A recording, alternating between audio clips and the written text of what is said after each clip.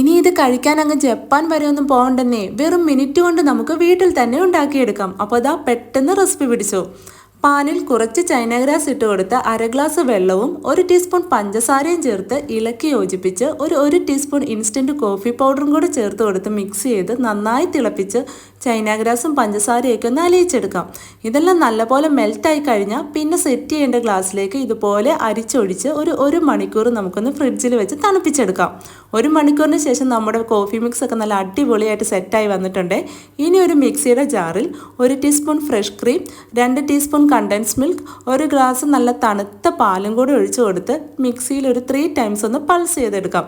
അപ്പോൾ ഇതാ ഇത്രയേ ഉള്ളൂ പരിപാടി. ഇനി ആ മിക്സ് നമ്മുടെ കോഫി ജെല്ലിയിലേക്ക് ഒഴിച്ചു കൊടുത്ത് ഇതുപോലെ ഒരു സ്പൂൺ വെച്ച് സ്കൂപ്പ് ചെയ്ത് ഈ ജെല്ലി മിക്സും പാലും ഒക്കെ മിക്സ് ചെയ്ത് കഴിച്ചോന്നേ. അങ്ങനെ ഇപ്പൊ ജപ്പാൻകാർ മാത്രം കഴിച്ചാൽ പോരല്ലോ ജാപ്പനീസ് ജെല്ലി കോഫി, നമുക്കും കഴിക്കണ്ടേ?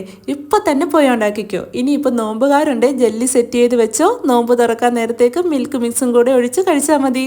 അപ്പോൾ ഇത്തരം ഈസി ആൻഡ് ടേസ്റ്റി റെസിപ്പീസിന് ഈ പേജ് ഫോളോ ചെയ്യാനും ലൈക്ക് ചെയ്യാനൊന്നും മറക്കല്ലേ. ഇത്തരം റെസിപ്പീസുമായി നമുക്ക് വീണ്ടും കാണാം. Okay, by.